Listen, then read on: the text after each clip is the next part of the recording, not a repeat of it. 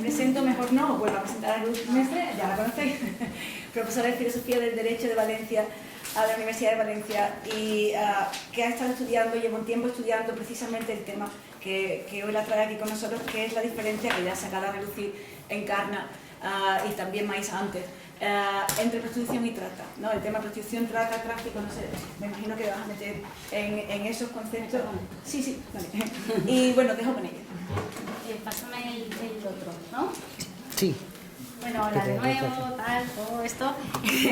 En realidad, mi idea es intentar desmontar un poco la categoría de trata tal y como la utilizamos y tal y como se utiliza, porque creo que tal y como está hoy pensada y utilizada es una categoría jurídica perversa. Y esto que lo dije primero así como, mira qué bonito me ha quedado, resulta que es un concepto que creo que es muy útil para analizar esta y otras categorías jurídicas que tenemos. Y una categoría jurídica perversa es aquella que genera un problema que no existe o que empeora un problema en lugar de solucionarlo, ¿no?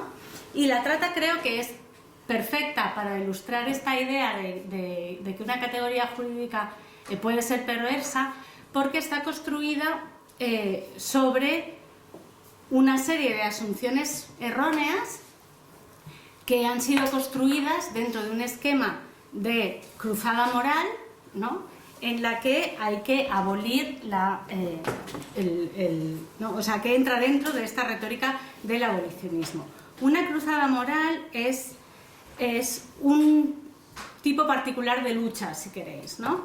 En las cruzadas morales se define una condición particular, una situación particular, como un mal absoluto sin matices, y quienes llevan a cabo la cruzada tienen el deber absoluto, el deber moral absoluto de transformar lo simbólico que hay detrás de ese mal absoluto, ¿no? Es decir, hay que señalar cuáles son, digamos, los límites normativos y los estándares morales que hay ahí, ¿no? Se dice esto es malo y esto es malo absolutamente y esto es así y es simbólicamente malo y no solo realmente malo, sino que va más allá de lo físico. Y tiene también un fin, digamos, instrumental, que es rescatar a las víctimas y castigar a quienes llevan a cabo a los responsables de ese mal absoluto, ¿no?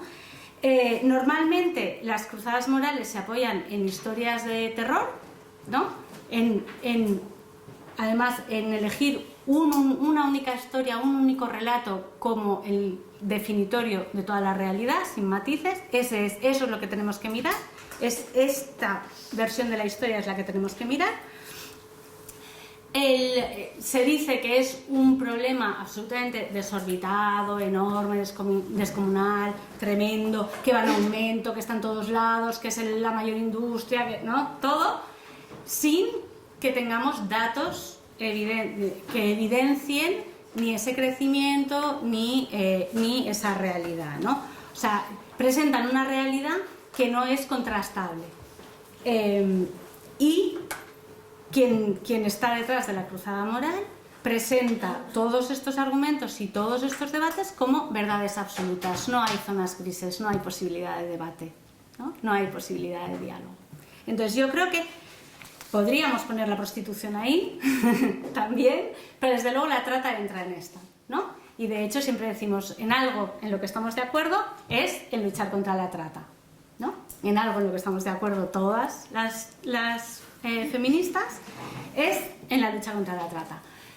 A mí me gustaría, o sea, yo estoy en contra de la trata. Lo que ocurre es que la definición de trata con la que nos manejamos me parece que no es operativa, como digo, me parece que es totalmente perversa y que se basa en una serie de asunciones, como digo, que creo que son erróneas. Por ejemplo, esto de que la trata de mujeres y niños y esta nueva categoría que emerge, ¿no?, otra vez, la de mujeres y niños, que ya la habíamos dejado de lado, ahora vuelve a salir con la trata, es un fenómeno que crece y se multiplica y cada año hay más. No hay evidencias que lo muestren, ¿no? Por ejemplo. que la mayoría de la trata ocurre con fines de explotación sexual, ¿no? Que está relacionada, que la trata está relacionada exclusivamente o fundamentalmente con la prostitución. No es cierto. Que todas las mujeres migrantes que están en la industria del sexo son mujeres tratadas. No es cierto. Que la aplicación de la norma sería suficiente para proteger a las mujeres. No es cierto. Que la aplicación de la norma es neutral y no hay ideología, ¿no? Ni siquiera en la norma. No es cierto. Entonces, todo esto que está detrás de estas mitologías de la trata que nos contamos y que la prensa reproduce y creo que en gran medida también el discurso abolicionista reproduce, estas mitologías de la trata son las que nos impiden ver los agujeros por los que se nos cuelan las víctimas de trata y a los que no somos capaces de dar respuesta, ¿no? Entonces, os voy a contar algunas de estas mitologías y luego lo ejemplificaré con un caso que a lo mejor algunas ya conocéis porque ya he hablado de él, que es el caso de GJ contra España, que llegó al Tribunal Europeo de Derechos Humanos y ilustra perfectamente lo mal que funciona este sistema, ¿no? Pero bueno, el discurso, digamos, mainstream, ¿no? El discurso hegemónico sobre la trata habla de unos perfiles de mujer determinados, ¿no? Son mujeres pobres, son mujeres vulnerables, son mujeres que huyen de la pobreza, son mujeres que no tienen oportunidades en sus países, son mujeres, ¿no? Que no tienen más opción, ¿no? Que no tienen más elección y que por tanto eso no se puede considerar elección, ¿no?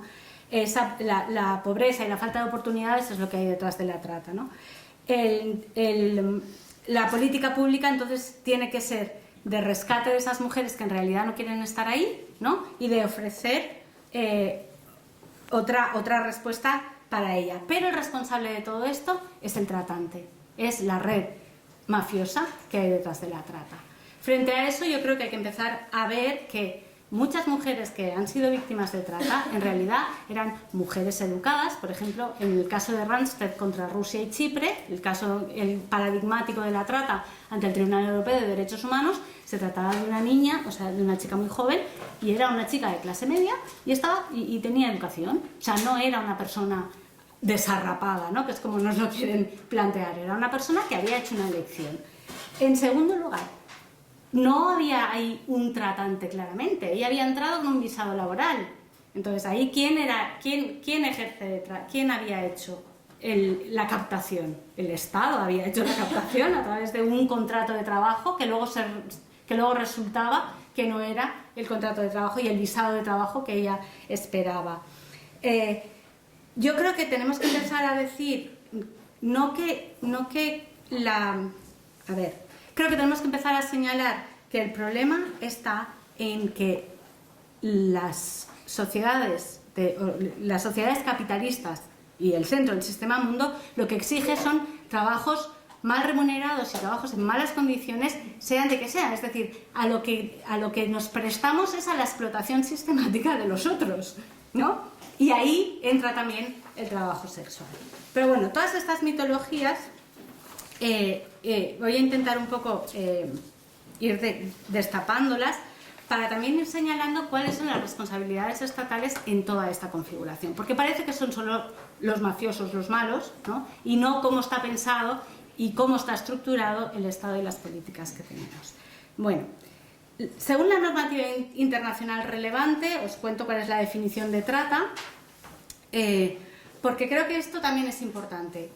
Saber exactamente de qué estamos hablando cuando estamos hablando de trata, porque cada uno tiene un imaginario alimentado por todas estas mitologías que no tienen nada que ver con lo que es la realidad y con lo que se persigue jurídicamente. Según la normativa internacional relevante, la trata es una acción que consiste en la captación, transporte, traslado, lo veo,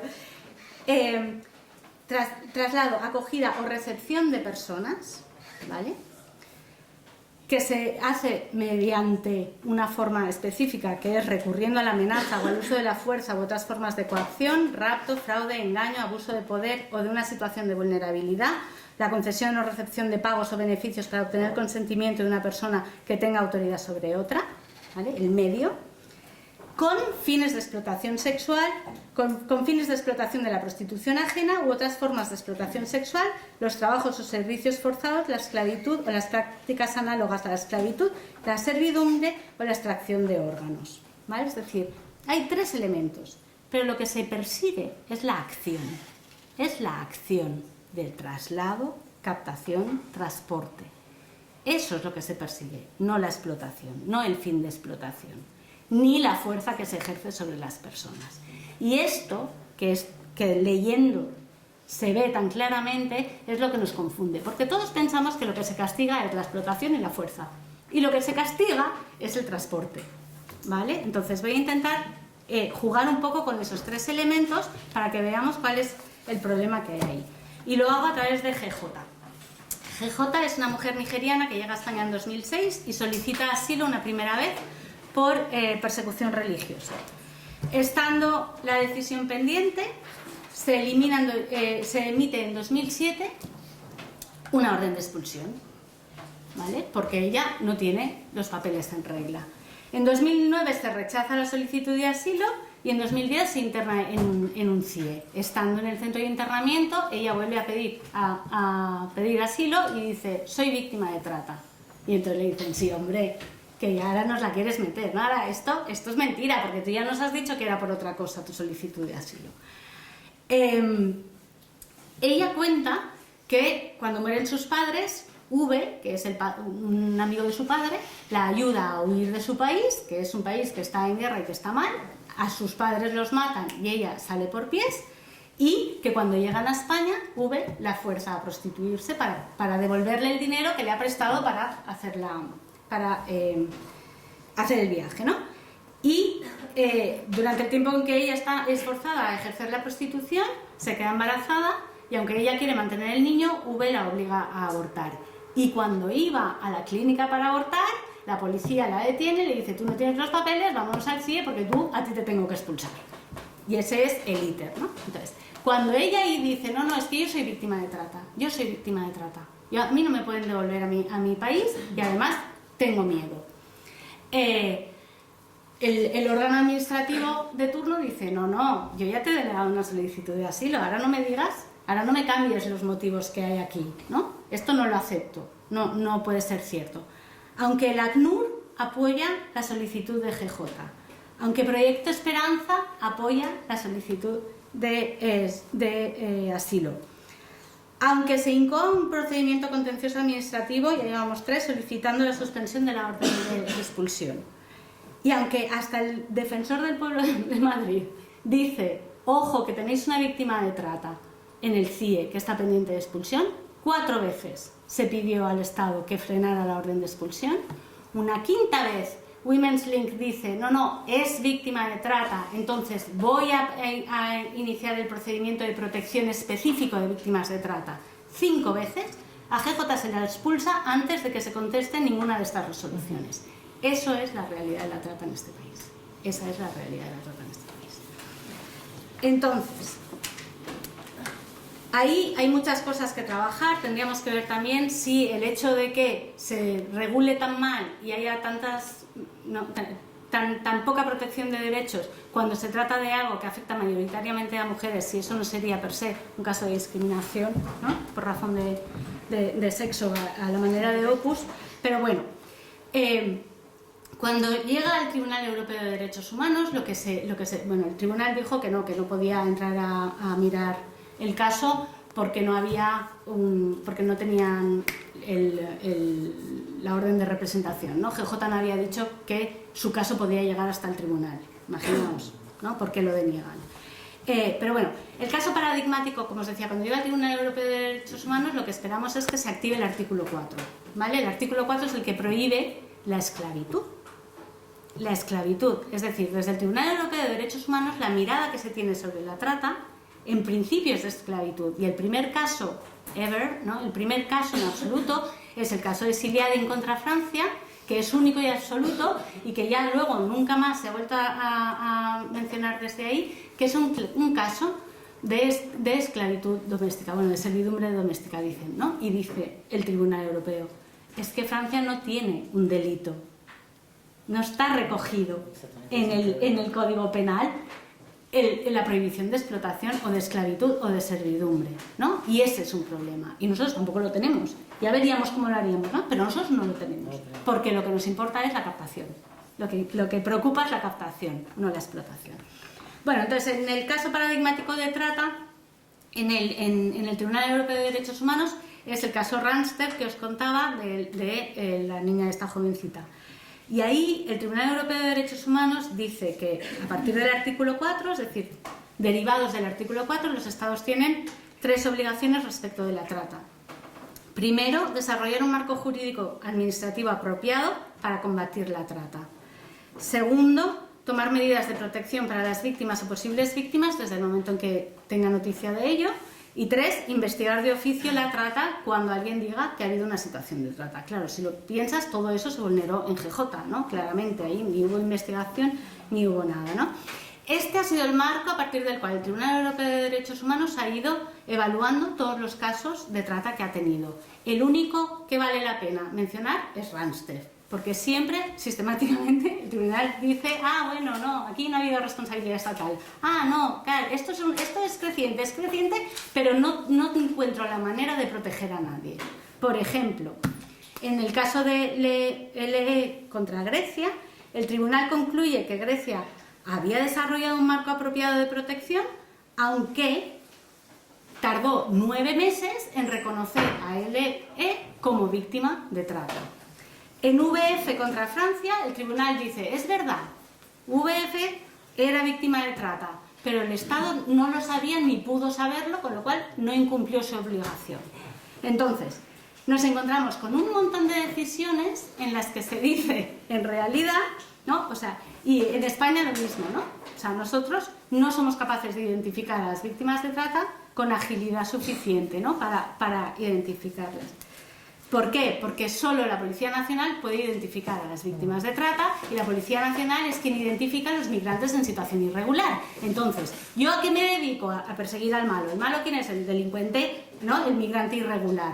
Y la posibilidad de detectar víctimas se nos cuela. Tanto es así que Greta, que es el grupo de expertos de lucha contra la trata a nivel europeo, que se vincula al convenio de Varsovia, nos dice, no puede ser que apliquéis el régimen de extranjería a las víctimas de trata. No puede ser que la mirada del Estado sea una mirada de extranjería, ¿no? Desde la extranjería. El Defensor del Pueblo en 2012 dice exactamente lo mismo. Se nos están colando, no somos capaces de identificar adecuadamente a las víctimas de trata porque la mirada es de extranjería, de la captación, transporte, entrega, etc., ¿no?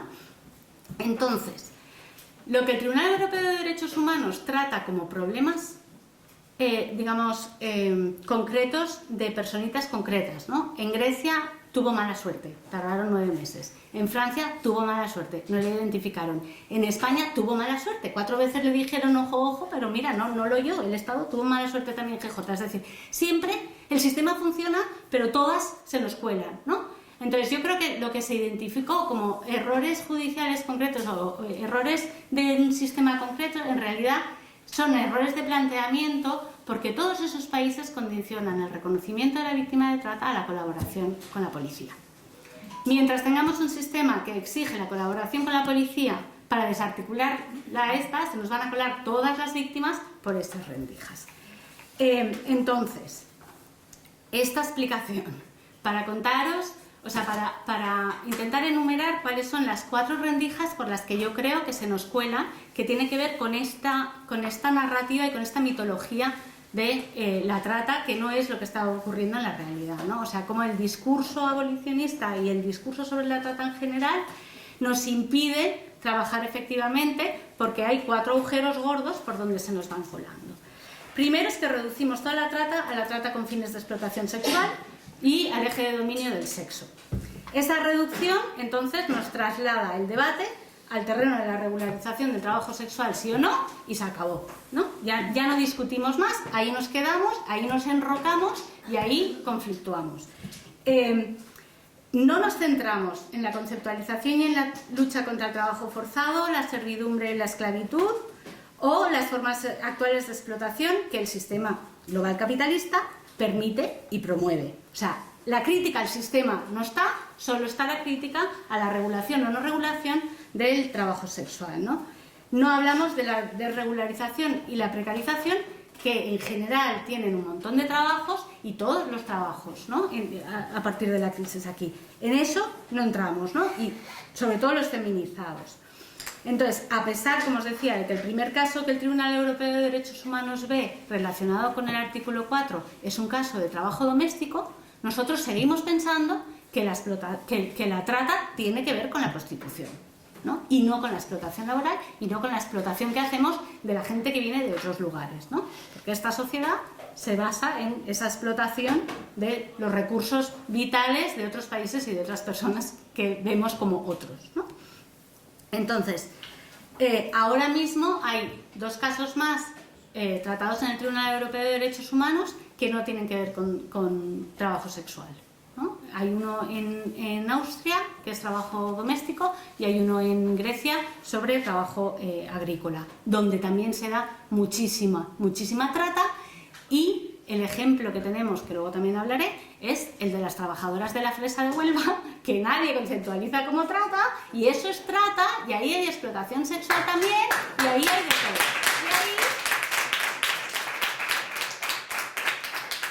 Y ahí, de nuevo, nadie ha dicho ni Pamplona, ¿no?, sobre que eso sea trata. Segunda rendija. Confundimos la trata con el tráfico en general y en especial cuando hablamos de trata con fines de explotación sexual, de manera que cualquier migrante inserta en la industria del sexo es interpretada y construida como víctima de trata.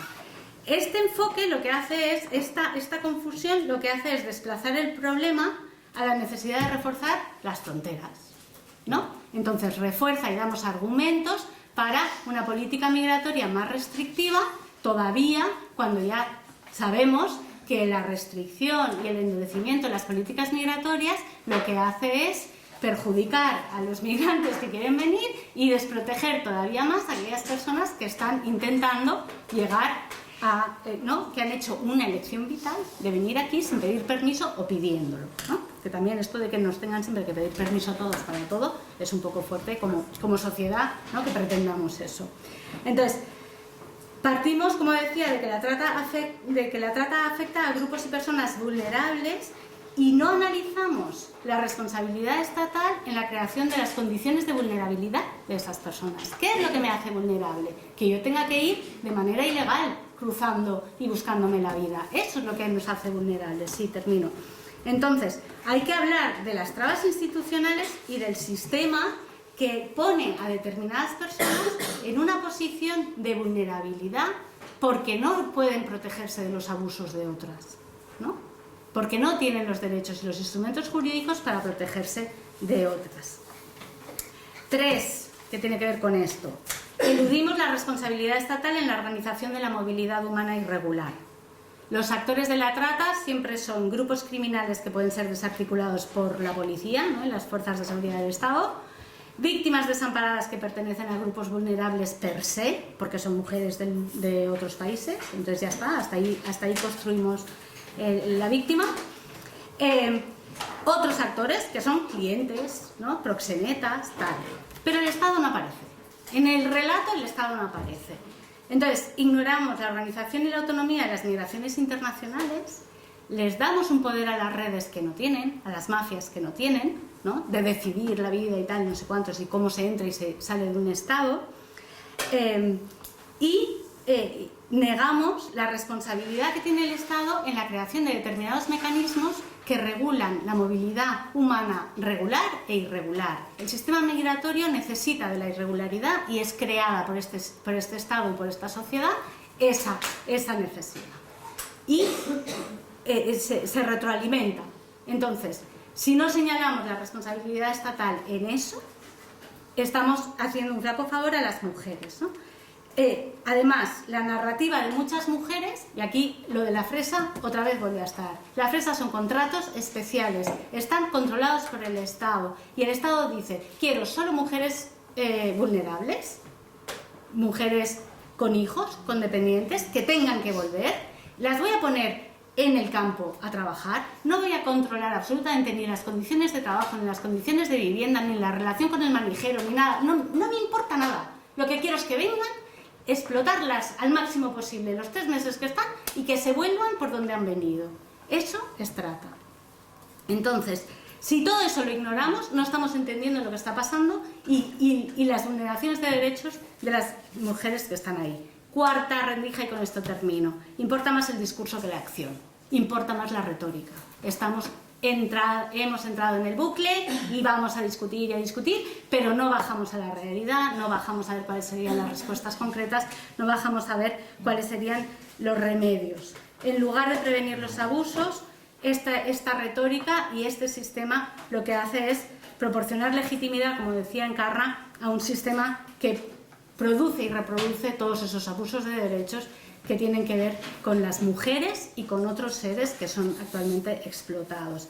Entonces, yo creo que GJ no era una excepción, no es algo que ha sucedido por mala suerte, es algo que no podía no suceder porque es como está el sistema montado, y que lo que necesitamos es de esos tres elementos, a ver si, con esto termino, te lo prometo.